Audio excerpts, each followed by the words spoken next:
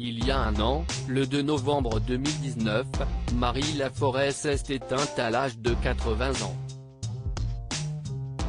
Dans les colonnes de gala, sa fille Deborah Cansribe révélait qu'elle souffrait d'une maladie incurable. Avant de mourir, la chanteuse et actrice a fait de beaux cadeaux à ses proches, la première intégrale de ses chansons, 18 CD et 377 titres, dont beaucoup d'inédits, et des écrits.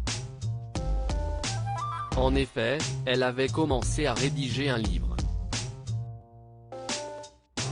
Puis Nous n'avons pas d'autre choix que de croire, est paru le 29 octobre 2020 à titre posthume. Dans celui-ci, elle raconte son premier amour, celui qui l'a fait vibrer durant sa jeunesse. L'homme en question s'appelle Louis Malle et il est réalisateur, Ascenseur pour l'échafaud, Les Amants. Lui a immédiatement le coup de foudre. Mais elle n'est pas charmée.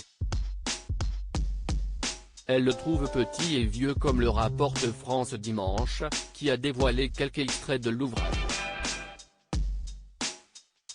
Mais, après plusieurs dîners et des rendez-vous entre amis, Marie Laforêt qui n'a que la vingtaine tombe amoureuse.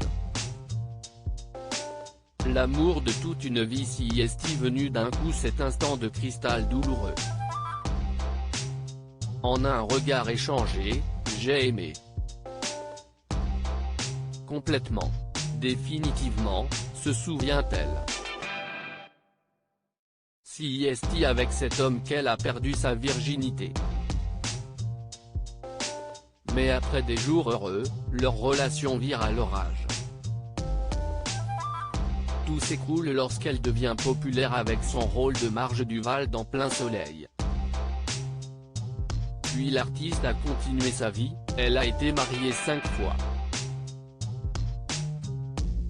Et a Oran divorcé.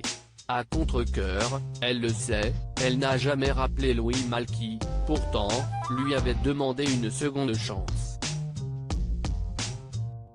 Nous valons mieux que ça, lui avait-elle répondu. Et elle n'est jamais revenue sur ses pas. Ce n'est qu'à la mort de Louis Malle, le 23 novembre 1995 qu'elle a réalisé à quel point cet homme ivre, perdu, secret avait eu besoin d'elle de son vivant. Et à quel point il l'avait aimée.